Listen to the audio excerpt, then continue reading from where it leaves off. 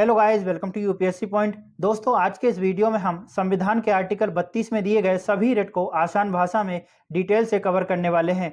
इसी के साथ इनके नाम को हम ट्रिक के माध्यम से याद करेंगे। जैसा कि आप जानते हैं, हमारा संविधान हमें 6 मौलिक अधिकार प्रदान करता है, जिनका उल्लेख संविधान के भाग 3 में अनुच्छेद 12 से लेकर 35 तक किया गया है। इनमें सबसे ज्यादा ताकतवर है आर्टिकल 32, जो कि हमें अधिकार देता है कि यदि किसी भी तरह से हमारे मौलिक अधिकारों का उल्लंघन होता है, किसी भी तरह से उनका हनन होता है, तो हम सीधे सुप्रीम कोर्ट का दरवाजा खटखटा सकते हैं। और यही आर्टिकल 32 सुप्रीम कोर्ट को यह पावर देता है कि वह हमारे द्वारा दायर की गई याचिका का मूल्यांकन करे और हमारे मौलिक अधिकारों की रक्षा करने के लिए रिट को जारी करे। अब आपके मन में प्रश्न होगा कि आखिरकार यह रिट क्या होती है।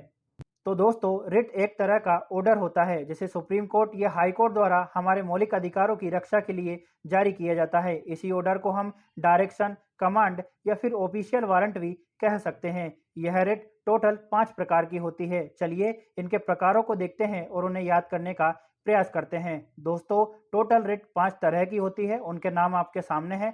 पहली है हैबियस कॉर्पस, दूसरी मैंडेमस, तीसरी प्रोहिबिशन, चौथी सर्श्योरी और पांचवी है क्यू वारंटो। इनको याद करने का एक आसान सा तरीका है। एक सेंटेंस आपके सामने यहाँ पर दिख रहा होगा। इसमें लिखा है, hi ma'am please call quickly.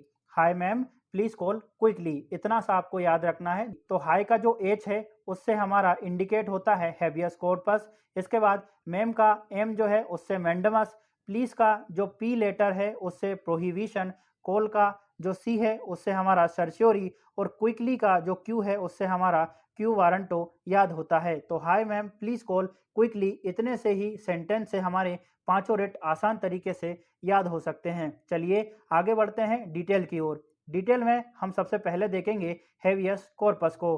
दोस्तों, हैबियस कॉर्पस एक लैटिन शब्द है जिसका मतलब है टू हैव द बॉडी, यानी बंदी बनाए गए व्यक्ति को हमारे सामने या फिर कोर्ट के सामने पेश करो। इस रिट का मुख्य उद्देश्य नागरिकों की पर्सनल लिबर्टी यानी व्यक्तिगत स्वतंत्रता की रक्षा करना है। दोस्तों, अब हम इसको एक एग्जाम्पल से समझते हैं ताकि आपको आसानी से समझ आ सके। आर्टिकल 22 कहता है कि यदि किसी को गिरफ्तार किया गया है तो उसे 24 घंटे के भीतर मजिस्ट्रेट के समक्ष पेश करना होगा। यदि ऐसा नहीं होता तो इसको इलीगल डिटेंशन माना जाएगा। चलिए इसको और आसान तरीके से समझते हैं। मान लीजिए आपका एक दोस्त है जिसका नाम है राहुल। एक रात में उसको पुलिस ने पकड़ लिया।